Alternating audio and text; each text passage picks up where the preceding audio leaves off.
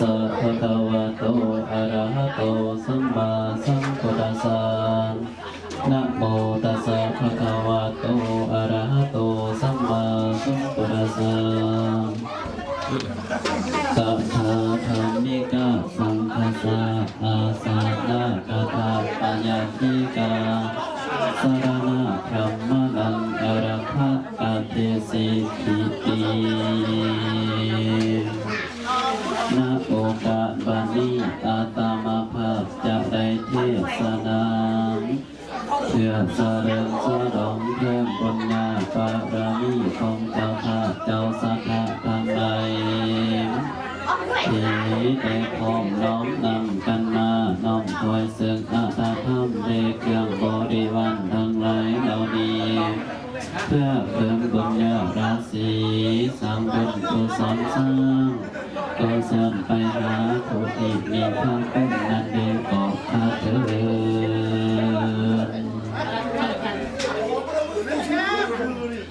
ในโอกาสนี้พระอาจารย์จะเสด็จเทศนาสิได้เมาก่อนเต่าเป่าเพื่อทำความเข้าใจกับการสร้างกองอาถรรพ์ของการทำบุญสร้างกองอาถรรพ์สร้างทางของทิพย์ในมื้อนี้มาให้นาเดอจะมีกองทางเป็นให้นาเดอจะใส่บาตรให้นาเดอจะมีกองมีพันข้าวเนาะแต่เขาเจอว่าเป็นภาษาโนนี่เขาเจอเนาะเขาเจอบ่เขาเจอเนาะคือว่ามื้อนี้ก็เป็นมื้อทำอิฐหรือข้างทำอิฐเนาะที่ไปมาสงกรานต์ยามเขาเจอเองเนาะ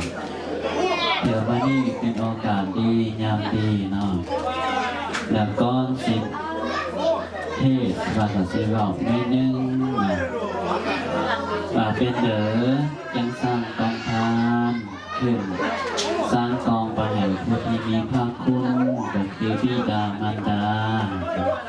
ก็ได้จากเอาไปแล้วบอกว่าเพิ่นไปอยู่ภพไหนภูมิไหนเพิ่นไปอยู่แนวเด้อเพิ่นไปอยู่ที่เด้อเพิ่นไปแล้วเขาบอกว่าเพิ่นไปอยู่ไสนะแต่เขาคือเป็นลูกเป็นหลานเป็นญาติพี่น้องอยู่รุ่นหลังที่ยังมีชีวิตอยู่พ่อแม่ที่จากเขาไปนะเอาบอกว่าเพิ่นไปอยู่บ้านเด้อแต่เพิ่นจากเขาไปนะเพิ่นบอกว่าเขาอยู่ไสเขาเจอเหรอเขาเจอเนาะคือเพิ่นจากไปหรือว่าเพิ่นตายไปแล้วเพิ่นไปอยู่บ้านเด้อเฮาบ่ฮู้นะแต่ว่าเพิ่นน่ะฮู้ว่าเฮาอยู่ไสเฮาอยู่ที่เด้อคือพ่อแม่ของเฮาเพิ่นตายไปแล้วก็คือเพิ่นไปอยู่ประเทศอื่นนะเพิ่นไปอยู่บ้านอื่นเอาบ่ฮู้ว่าเพิ่นไปอยู่ไสแต่ว่าเพิ่นน่ะยังฮู้ว่าลูกหลานของเพิ่นนี่อยู่สงขลาคือพ่อแม่ไปอยู่ซ้ำเหนือพ่อแม่ก็ฮู้ว่าลูกหลานญาติพี่น้องยังอยู่สงขลาเพิ่นก็กลับมายังบ้านเก่าบ้านแก่เขาผู้เป็นลูกเป็นหลานอยู่สงขลาก็คือบ่ฮู้ว่าเพิ่นไปอยู่ไสก็คือส่งเพิ่นไปหอดป่าเอาฮู้ว่าเพิ่นอยู่นั่นแต่ว่าบ่ฮู้ว่าวิญญาณเพิ่นไปอยู่ไสดังนั้นแล้วลูกหลานผู้เป็นลูกเป็นหลานเป็นญาติเป็นมิตรอยู่ทุกคนหลังยังมีชีวิตอยู่ยังเฮ็ดบุญไปให้เพิ่นส่งไปให้เพิ่นตายไปเพิ่นจากเราไปแล้วเพิ่นสร้างบุญบ่ได้แล้วเพิ่นรอพาแต่เฮาผู้ที่ยังมีชีวิตอยู่สร้างบุญอุทิศบุญกุศลไปให้เพิ่นที่เป็นครับคือทางเขาจังสี่ เฮ็ดบุญไปให้เพิ่นถ้าหากว่าอยากส่งทางเขานี่ไปหอดเพิ่นก็บ่หอดเพิ่นดอกหอดเป็นอาจารย์เพิ่นหอดเพิ่นก็ได้สันมีแต่เฮ็ดพันเข้าขอให้ครูบาอาจารย์แล้วอย่างมากอุทิศใบทานไปให้พ่อให้แม่ให้ญาติพี่น้องผู้ที่จากไปเพิ่นจังสิได้รับบุญกุศลเคยอยู่ในอดีตการเคยมีมาก่อนก็คืออยู่ในเมืองสวัสดีมีเศรษฐีคนหนึ่งมีเงินทำร้อยหลาย80 โกดนี่หลายมากเศรษฐีนี่เป็นคนที่มีเงินทำร้อยที่สุดในเมืองสวัสดีและเศรษฐีคนนั้นมีลูกไส้ผู้หนึ่งแต่มีลูกไส้คนเดียวเศรษฐีน่ะฮักแท้ฮักว่าฮักลูกไส้ของเพิ่นน่ะมีลูกไส้ผู้เดียวเราฮักแท้ฮักว่าคือดวงตาของเรานี่แหละแต่บังเอิญลูกเศรษฐีผู้นั้นเยอะมาอายุได้17 ปีเราเจ็บแผลเจ็บมาจนสุดท้ายลูกชายของเศรษฐีก็ได้ตายจากเศรษฐีไปเศรษฐีก็ให้เห็นให้ว่าแต่ลูกชายของเพื่อนได้ตายแล้วมีลูกชายเพียงผู้เดียวแล้วเศรษฐีก็บ่ฮู้จักสิเฮ็ดอะไรเพราะว่าตายแล้วเพิ่นก็โอ้ฮักแท้ฮักว่าแต่เพิ่นก็ได้ตายแล้วก็ได้เอาเพิ่นไปส่งอยู่ปราสาทคือเฮานี่แหละเนาะตายแล้วก็ไปส่งอยู่ปราสาทไปส่งเพิ่นเนาะเศรษฐีก็ได้ไปเอาศพของเพิ่นนี่ไปเผาอยู่ในปราสาทหลังจากเผาแล้วก็ได้เฮือคนทั้งหลายคนฮับเซอร์ไปสร้างศาลาหรือไปให้เพื่อนหลังนึงว่าอยู่ปราสาทผีในลูกใส่ของเพิ่นแล้วก็เอาสาดไปปูเอาผ้าห่มหมอนไปใส่ไปตกแต่งน้ำนะไปลูกใส่ของเพิ่นเอาไก่เอาเป็ดเอางัวเอาควายไปเลี้ยงอยู่ปราสาทผีหรือว่าเพื่อนหลังนั้นให้ลูกใส่ของเพิ่นแล้วคนฮับเสิร์ฟคนหนึ่งไปเที่ยวไปรักษาไปเกลือเป็ดเกลือไก่ไปเบิ้งงอนเบิ้งควายอยู่เพื่อนหลังนั้นอยู่ปราสาทผีไหนคนฮับเสิร์ฟคนหนึ่งไปส่งเข่าง่ายเข่าแรงทุกมือเพื่อมาไปให้ลูกชายเศรษฐีได้กินแต่ว่าเศรษฐีพวกนั้นคนรับเสิร์ฟไปส่งเขาง่ายเขาแรงทุกมือหอยขาดจากมือได้แค่นั้นมาตลอดจนได้เกือบปีนึงน่ะคนรับเสิร์ฟไปส่งทุกมือได้เขาง่ายเขาแรงแต่ว่าโยมามือนึงตอนเช้าปราสาทผีคำหนำไปฝั่งนึงคือไม่หนำเนื้อเลยไม่หนำเนื้อคือไว้หนำเท่านี่เนาะบ้านอยู่เนี่ยนี่คำหนำไปเบื้องเนื้อหุ่นปราสาทมีแต่ขี้เหือไปขี้เหือคำหนำไปแต่ว่าในตอนเสาร์ในมือนั้นบังเอิญฝนตกหนักนองเยอะคนทับเสิร์ฟกับคนที่ไปส่งเขาง่ายเขาสอยไปส่งเขาลูกชายของเศรษฐีนะเพิ่นไปหัวแคมน้ำเบิ่งน้ำโอ้น้ำเยอะถี่เยอะว่าน้ำนองไหลไปบ่ได้ค้ำไปก็บ่ได้ขี้เหือไปก็บ่ได้ในเมื่อนั้นแล้วคนที่ไปส่งเขานั่นก็จะสิเฮ็ดโดยใดเขาที่เอาไปเนี่ยมีแต่อาหารแซ่บๆอาซีพิมก็เสียได้แต่ก็ยันกลับไปหัวเศรษฐีสีดาแล้วคนทำเสิร์ฟนะ ก็อยู่แถวแคมป์นั่นสอบทางเพื่อทำไปครั้งหนึ่งไปส่งข่าวให้ลูกชายของเศรษฐีผู้ตายนั่นเพื่อได้กินแต่ไปส่งบ่ได้แต่ก่อนจักสิเฮ็ดอันไหนยันทิมก็เสียได้อาหารแต่ก็ย่านเศรษฐีเสียดาก็ได้เอาอาหารนั้นกลับขึ้นมาพอดีมาหอดกลางทางเห็นครูบาองค์นึงเดินข้ามพิคุครูบานั้นกำลังออกไปบิณฑบาตจากป่าตะบัญญาไปตามทางไปบิณฑบาตฟังเศร้าคนทับเสิร์ฟไปส่งเข้านั่นก็เห็นครูบาไปบิณฑบาตตอนเช้าแล้วก็เอาเข้านั่นไปใส่บาตรให้ครูบาเสื้อบาทคือเมื่อกี้เนี่ยไปเสื้อเขาบาททางรุ่นแล้วเนาะขนาดได้เสื้อบาทแต่ว่าบ่มีครูบาจ้างไปยืนไปบินเนาะแล้วคนทับเสื้อนั่นก็ได้เอาเข้านั่นใส่บาทให้ครูบาหลังจากเสื้อบาทให้ครูบาแล้วเพิ่นก็เลยอยากน้ำอุทิศบุญทรงบุญกุศลนั้นไปให้ลูกไส้ของเศรษฐีที่ตายไปนั่นหลังจากเอาเขาเสื้อบาทแล้วหยาดน้ำแล้วเพิ่นก็เลยกลับมาในคืนนั้นตอนค่ำของคืนนั้นเศรษฐีมานอนในคืนนั้นแล้วลูกไส้ของเศรษฐีที่ตายไปนั้นก็ได้มาเข้าฝันพระผู้เป็นพ่อคือเศรษฐีนั้นเข้าความฝันของเพิ่นว่าโอ้พ่อแม่เอ้ยลูกก็ได้ตายจากพ่อจากแม่ไปได้เกือบปีนึงละแค่ก่อนใดมากินข้าวแต่มื้อเดียวนี่คือว่าพ่อแม่ขี้ที่แท้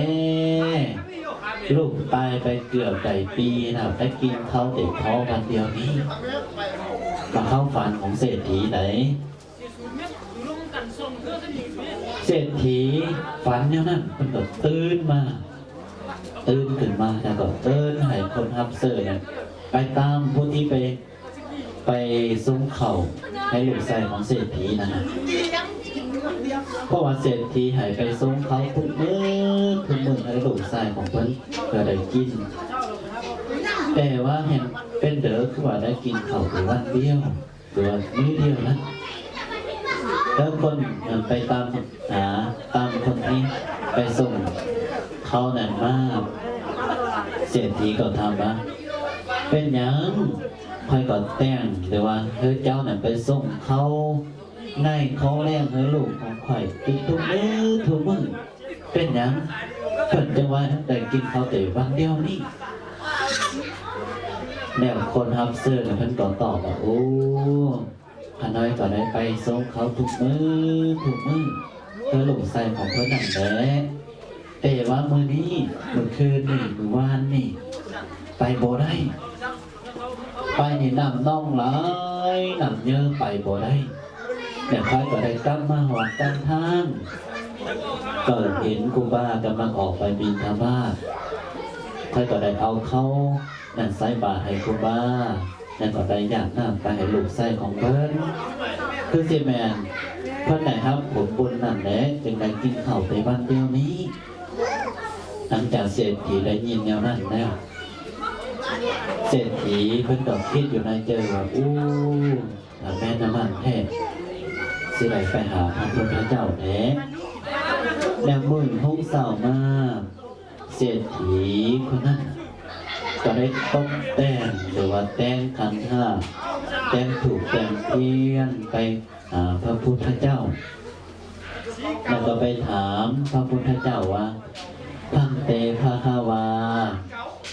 พระสัมมาสัมพุทธเจ้าท่านได้ขอน้อมถามเดผู้ยิงใจที่อยู่ในโลกนี้เป็นได้ตายจากไปแล้วตายจากเราไปแล้วเราไปสร้างศาลาเอางัวเอาควายไปไว้อยู่ปราสาทผีไปตกไปแต่งสันศาลาเอาน้ำให้ย่อให้เพื่อนอยู่ทุกมือผู้ตายนั่นสิได้ห้ามต่อ แต่สิเป็นบุญเป็นกุศลให้ผู้ตายนั่นบ่พระพุทธเจ้าเป็นตั้งเทศนาว่าโอ้ผู้ที่ตายไปแล้วนั้นถ้าหากว่าไปสั่งศาลาเอางัวเอาควายเอาน้ำเอาเสื้อสาดเอาผ้าห่มไปไหวให้เพื่อนอยู่ปราสาทผีผู้ตายนั้นก็ได้ห้ามดอกถ้าหากว่าอยากให้เป็นบุญเป็นกุศลให้ผู้ตายนั้นจะได้ห้ามก็มีแต่เอาน้ำเอาอาหารเอาน้ำเอาอาหารเอาเครื่องทำไส้ไปถอยกับครูบาอาจารย์แล้วอุทิศญาณน้ำทรงบุญกุศลให้ผู้ที่ตายไปมันจึงสิได้ครับหลังจากเศรษฐีได้ยินแนวนั้นแล้วเพิ่นก็ตีเจอจากมือนั้นเพิ่นก็นิมนต์พระสัมมาสัมพุทธเจ้าได้ครูบาอาจารย์หรือพระภิกขุสงฆ์500 องค์ไปเฮือนของเพิ่นไปสันจันห้ามก็คือแต้งพันเขาเนี่ยนี่แต่บุกคือเนี่ยนี่แล้วเนาะเพิ่นก็ไปแต้งพันเข้าให้เพิ่นครูบาอาจารย์พระพุทธเจ้าสันในตอนเช้าหลังจากสันแล้วเศรษฐีหรือพราหมณ์ผู้นั้นเพิ่นก็ได้ถอยปักใจซีให้พระสัมมาสัมพุทธเจ้าได้ครูบาอาจารย์แล้วพระพุทธเจ้าจะได้ตัดเทศนาเธอพราหมณ์ได้ฟังเธออยู่ในศีล 5 ศีล 8หลังจากเทศนาแนวลูกไส้ของพราหมณ์ที่ได้ตายจากไปนั้นเพื่อนก็ได้ไปเกิดอยู่ในสวรรค์สันฟ้ามีปราสาท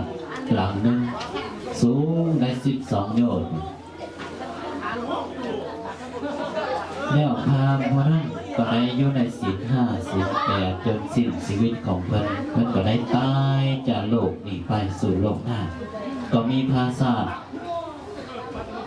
หลังหนึ่งเท่าเทียมกับโลกใส่ของเพิ่นแล้วก็มีนางฟ้าเป็น11,000เป็นคนทักไส้ของเศรษฐีและนี่แหละก็คือการให้ทานหรือการสร้างบุญในมื้อนี้ก็คือเจ้าภาพเจ้าศรัทธาเพิ่นได้ลูกหลานญาติพี่น้องเนาะได้สร้างกองอาถรรพ์ได้3,000 เท่าได้ใส่บาตรหยาดน้ำจะนั่นนี่สิได้หยาดน้ำไปโพให้แม่เนาะในมื้อนี้ก็ถือว่าดีหลายอนุโมทนานำเจ้าภาพเจ้าศรัทธาที่ได้สร้างบุญไปให้ผู้ที่มีพระคุณคือพ่อคือแม่ก็คือผู้ที่มีพระคุณหลายให้เฮาให้ลูกให้หลานมีเพื่อนจึงมีเฮาเนาะเพื่อนได้จากเฮาไปแล้วเฮาก็มีแต่สร้างบุญอุทิศบุญกุศลไปให้เพื่อนถ้าหากว่าเพื่อนอยู่บ้านใดอยู่ภพภูมิใดก็ขอให้เพื่อนได้มารับจับจงเอาถ้าหากว่าเพื่อนบ่ได้รับบ่ได้ฮู้ขอให้เทวบุตรเทวดาผู้ที่มีหูทิพย์ตาทิพย์ได้หูได้เห็นในโอกาสนี้ขอให้เพิ่นไปบอกเข้าเป่าบุญให้ญาติพี่น้องแต่มาหักมาโจมเอาต่อไปก็สิได้ฟังเทศฉลองคนหาแก้วเพื่อสร้างบุญหรือคนหาแก้วให้เจ้าเหย่าเจ้าเฮือนนี่เนาะหรือเจ้าภาพเจ้าสักผ้าเจ้าเหย่าเจ้าเฮือนนี่เด้อต่อไปฟังเทศทิพย์พระมนต์คาถา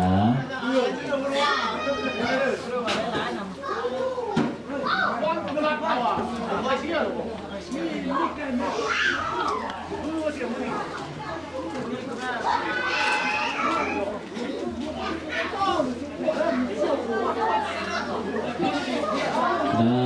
โมตัสสะภะคะวะโตอะระหะโตสัมมาสัมพุทธัสสะนะโมตัสสะภะคะวะโตอะระหะโตสัมมาสัมพุทธัสสะนะโมตัสสะภะคะวะโตอะระหะโตสัมมาสัมพุทธัสสะมา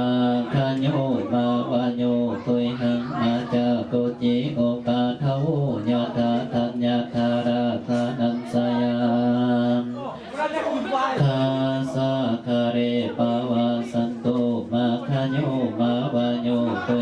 มัจจโกจิอุปาทโวยัตถาสตังปรารถนาวาสนาเวสันตราสะคาเรปวาสันตุติโพตัสสะทาโวดุราสะปุริสาเจ้าทั้งหลายโกจิอุปาทโวอันว่าความกังวลอันตายอันเดออันหนึ่งก็ดีก็อย่าได้บังเกิดมีเกท่านเดินโกจิปาริโภโคอันว่าเขาของเครื่องโภดิโภอันเดออันหนึ่งก็ดีมาคาโยมาวาโยก็อย่าได้เสียไปหมดไปเกท่านเดินทานยาธาดาอันว่าทองแถวเขาเปลือกข้าวสารทั้งหลายอันตกลงมาทาในเฮือนแห่งท่านั้นใจยาเศรษฐีมีโดยปาการสันเดออันว่าท่องเที่ยวเข้าเปลือกเข้าสารทั้งหลายก็จงตกลงมาในเยาเฮือกแห่งทานก็มีด้วยปาการสันนั้นเดินเก้าคือว่าความเสียไปหมดไปแห่งวัตถุอันเดิมอันเดิมก็ดีก็อย่าได้บังเกิดมีเกทันเดินเอกปาการหนึ่ง